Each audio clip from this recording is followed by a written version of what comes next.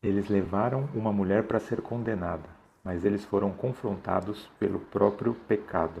Pessoal, que a paz de Deus e de nosso Senhor Jesus Cristo esteja com todos vocês. Tudo bem? Faz tempo que não apareço. Não gravo tanto quanto gostaria, mas estamos aqui para mais uma passagem. E se vocês quiserem me acompanhar, a leitura de hoje vai ser no Evangelho segundo João, capítulo 8, do verso 1 ao 11. O título diz: Uma adúltera encontra a luz. Entretanto, Jesus seguiu para o Monte das Oliveiras. Ao amanhecer, ele voltou ao templo. Todo o povo achegava-se ao seu redor. Então ele se assentou e lhes ensinava. Os escribas e fariseus trouxeram até ele uma mulher surpreendida em adultério. Forçaram-na a ficar em pé no meio de todos e disseram a ele: Mestre, esta mulher foi apanhada em flagrante ato de adultério. Assim sendo, Moisés, na lei, nos mandou que tais mulheres sejam apedrejadas. Todavia, tu, que dizes a este respeito? Olha a armadilha que eles estão levando para tentar pegar o Senhor Jesus. Eles falavam assim para prová-lo e terem alguma coisa de que o acusar. Mas Jesus, inclinando-se, escrevia na terra, com o dedo, como se não tivesse ouvido. Porque insistiram na pergunta, ele se levantou e lhes disse: Aquele que dentre vós estiver sem pecado, seja o primeiro a lhe atirar uma pedra. Novamente inclinou-se e escrevia na terra. Então aqueles que ouviram isso, sendo convencidos pelas suas consciências, foram se retirando um por um, começando pelos mais velhos até o último. Jesus foi deixado só, e a mulher ficou em pé onde estava. Quando Jesus se ergueu, não vendo a ninguém mais, além da mulher, disse a ela: Mulher, onde estão aqueles teus acusadores? Ninguém te condenou? Disse ela: Ninguém, Senhor. E assim lhe disse Jesus: Nem eu te condeno. Podes ir e não peques mais. Eu não sei vocês, cara, mas eu sinto uma alegria imensa, porque ele escapa de uma armadilha que tentam colocar ele. Ele restaura uma pessoa que foi pega em adultério, ele não defende o pecado, ele restaura, concede perdão e ainda aconselha ela. Essa passagem aqui, né, no verso 7 anterior, né, nessa ocasião a festa judaica dos tabernáculos estava próxima. Ou seja, essa situação se passa enquanto o Senhor Jesus ele ensinava ali perto do templo, na semana da festa dos tabernáculos, né, a festa das cabanas, como é conhecida. O que essa festa ela fala, né? Ela era uma das convocações do povo de Israel que lembrava do período que o povo viveu em tendas no deserto. E esse povo ele teve a provisão de Deus. Ele teve a provisão de água, teve a provisão de comida e teve a luz que os guiava pela noite, para que eles não caminhassem no escuro. Então por que eu estou explicando isso? Porque são detalhes, tá, que a gente vai discutir ao longo dessa interpretação. Logo no começo aqui fala: Entretanto, Jesus seguiu para o Monte das Oliveiras. Ao amanhecer, ou seja, ele passou a noite lá, provavelmente orando, em comunhão, conversando com o Pai, né? Então, se ele foi de algum lugar para o Monte das Oliveiras, passou a noite lá e voltou ao amanhecer, aonde ele estava antes? Ele estava ali no templo ensinando as pessoas sobre os valores do reino, né? E confrontando a hipocrisia dos fariseus, que se achavam aqueles doutores da lei, que sabiam que eram mais santos, mas não colocavam em prática a misericórdia e a restauração daquelas pessoas que se sentiam em pecado, se sentiam indignas, que precisavam de restauração. E eles tentavam, a todo custo, acusar Jesus de algum dos crimes que eles poderiam matar Jesus. Então eles tinham essa intenção já. E aí, ao amanhecer, ele volta, ou seja, ele ficou em meditação, ele ficou em oração, ele ficou em comunhão.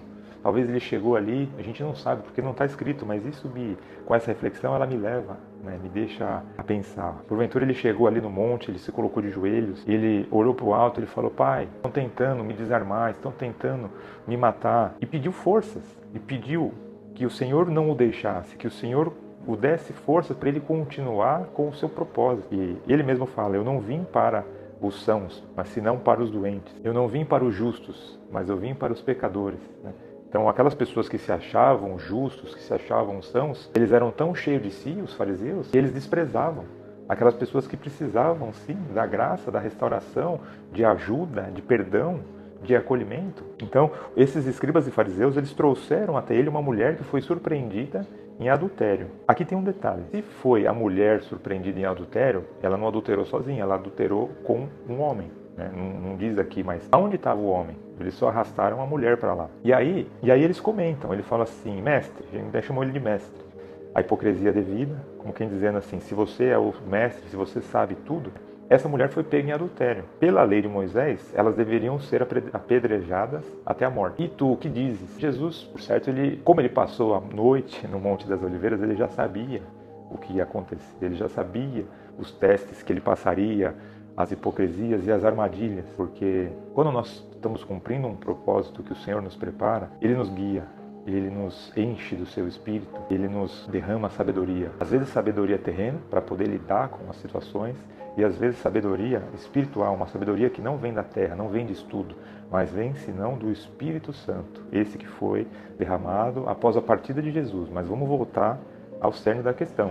Então ele estava ali desenhando no chão com o dedo. Vai saber o que se passava também. As pessoas perguntando, e aí, mestre, vamos apedrejar ela? E aí, o que você diz sobre isso? E ele ignorando, desenhando lá com o dedo, pensando, talvez, isso eu que estou falando, não está escrito, mas talvez ele pensou, ele falou assim, esses daí vêm me testar, sendo que eu, junto com o Pai, nós escrevemos a lei, nós escrevemos os ensinamentos, e eles querem tentar me testar nos ensinamentos que foram escritos pelo meu Pai. Aí insistiram muito na pergunta. Aí ele levantou a cabeça assim e disse, aquele que dentre vós não tiver pecado, que atire a primeira pedra. Aí a casa caiu para o lado deles. Não vamos ir longe, se nós pegarmos, eles tinham ali as 613 ordenanças, né? Vamos pegar os 10 mandamentos. Não matarás, não roubarás, não dirás falso testemunho, honrar pai e mãe. Se você pegar somente a parte da mentira ou falso testemunho, quantas pessoas não dizem mentiras, como é dito por aí, mentirinhas? É um pecado.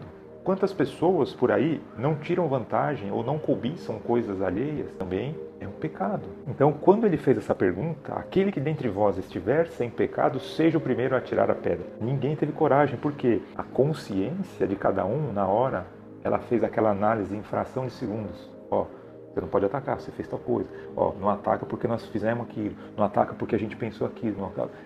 Ninguém teve coragem. E aí tem um ponto da história. E a armadilha que eles tentaram era uma armadilha que tinha duas saídas. Ou ele falava, pode atirar pedra, porque ela foi pega na lei de Moisés, ou ele falava assim, não pode atirar pedra. Se ele falasse, atire a pedra porque ela é uma adúltera, ela é uma pecadora, ele seria acusado de assassinato, porque nessa época os judeus viviam sob o domínio do Império Romano, e o único que podia determinar a morte ou não era o imperador. Então se ele fosse assim, podem matar ela com apedrejamento, ele seria acusado de assassinato. Então ele estaria cometendo um crime mediante os romanos. Se ele falasse, não, nós temos que perdoá-la, ele seria acusado de ir contra a lei de Moisés e não ser o enviado Messias verdadeiro, porque ele estaria confrontando as leis e as tradições do povo judeu que ele vinha, da onde ele vinha parte, né, descendente da linhagem de Davi. Então, não tinha uma resposta mais sábia, porque ele não se esquivou nem para a direita e nem para a esquerda. E também aqui, se ele falasse para o povo assim, atira a pedra também, então, se ele veio para pecadores, por que ele ia mandar apedrejar uma mulher que foi pega em adultério até a morte? Todo o discurso dele ia cair por terra. E aí as pessoas iam se dissipar e aí ele teria sido pego na astúcia dos fariseus que queriam tirar o crédito das palavras e ensinamentos de Jesus. Quando ele fala isso e as pessoas vão embora, aí vem ainda mais uma parte. Ele pergunta para a própria mulher, só sobrou ele e a mulher. Talvez as pessoas ficaram olhando de longe, né?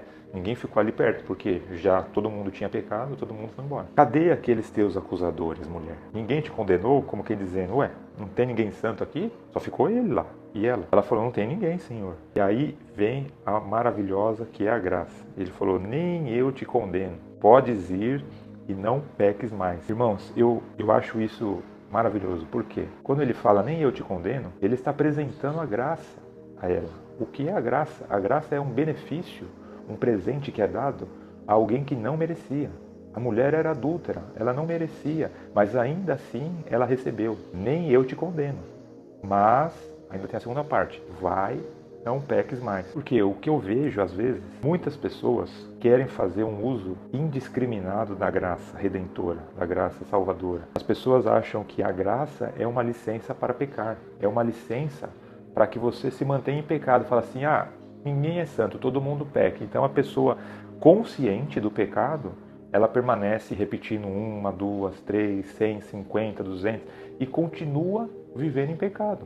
Ou seja, de duas, uma. Ou ela não entendeu o que é a graça, o que é Cristo, para que ele veio, para nos libertar, ou a pessoa simplesmente ela não aceitou. Então vamos ter atenção. Quais são os ensinamentos que eu tiro desse verso, que eu tiro desse capítulo. Primeiro, Deus conhece a intenção por trás das acusações. Aquelas pessoas, aqueles fariseus, aqueles escribas, eles estavam acusando a mulher não com o objetivo de restaurá-la, de ajudá-la e de orientá-la para que ela saísse dessa situação. Não, eles queriam armar uma situação para incriminar Jesus e talvez condená-lo à morte. Mas Deus conhece o que estava por trás dessas acusações.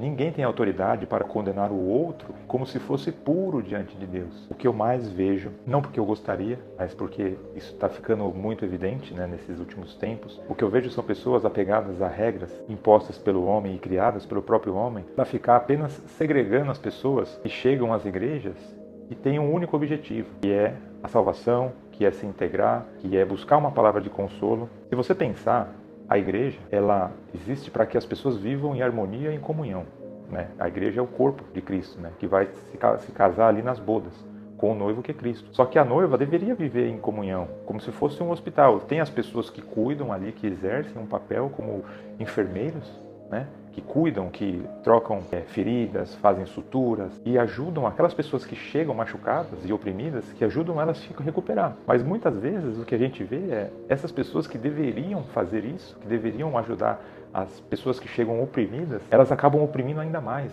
Elas chegam com mais regras, chegam com mais hipocrisias. E aí a gente vê o quê? Cada vez mais pessoas que frequentam igrejas deixando de frequentar, não porque não querem seguir a palavra, não querem seguir os ensinamentos, mas porque se sentem oprimidos por algumas pessoas. Isso eu estou falando são minoria, mas essa minoria, ela acaba oprimindo as pessoas, porque as pessoas estão machucadas, as pessoas estão fragilizadas, as pessoas precisam de cuidado, as pessoas precisam de misericórdia, as pessoas precisam da graça, né?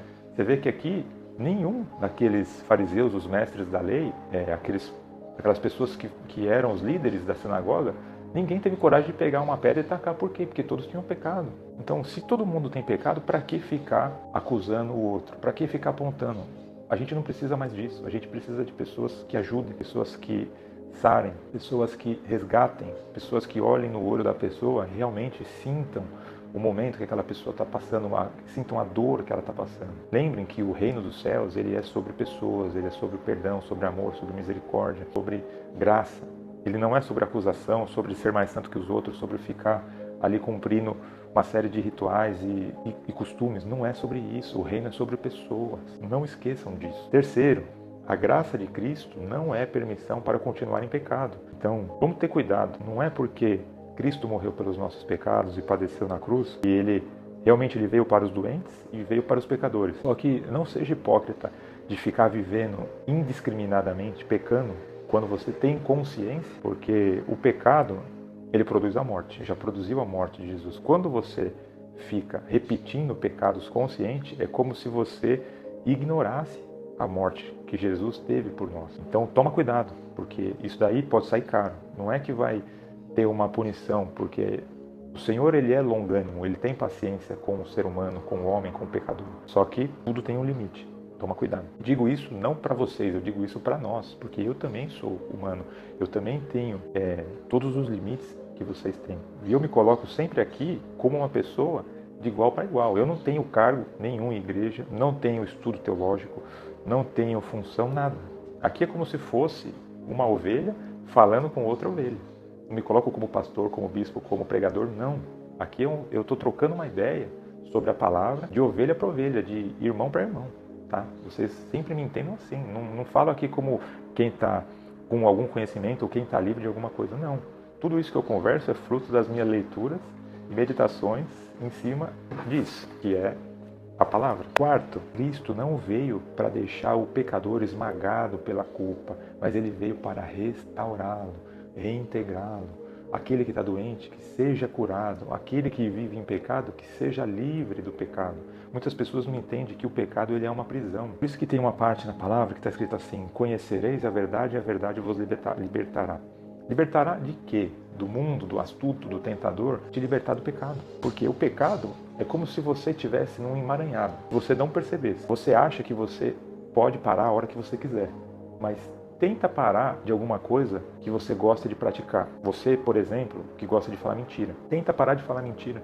Vê se você consegue por sua conta. Estou colocando aqui a mentira, não é que a gente está se direcionando a alguém, Estou colocando porque é um dos pecados mais comuns entre nós seres humanos. Tem algumas pessoas que dizem mentirinha, algumas pessoas que dizem mentiras para tirar vantagem financeira, outras mentiras por simplesmente não criar uma confusão. Tenta parar, se você consegue. Você só consegue se você entender que Cristo veio para nos libertar. Conhecereis a verdade vos libertará. Porque o pai da mentira é o diabo. Se você entender, isso está escrito aqui, não é nada invenção minha. Se você entender que o pai da mentira é o diabo, o astuto e tentador, então você vai falar, eu não quero ter parte com ele, a não ser que você queira, mas aí é uma escolha particular de cada um. Se você não quiser, se você entender o evangelho, se você entender o sacrifício, você vai ver que a gente foi liberto do pecado, ou seja, não voltemos a ficar imerso naquelas coisas que Cristo veio para nos libertar. E por último, Jesus não veio para chamar os justos ao arrependimento. Não necessitam de médicos os sãos, mas os que estão doentes. Sejamos luz do mundo, sal na terra e sempre confiando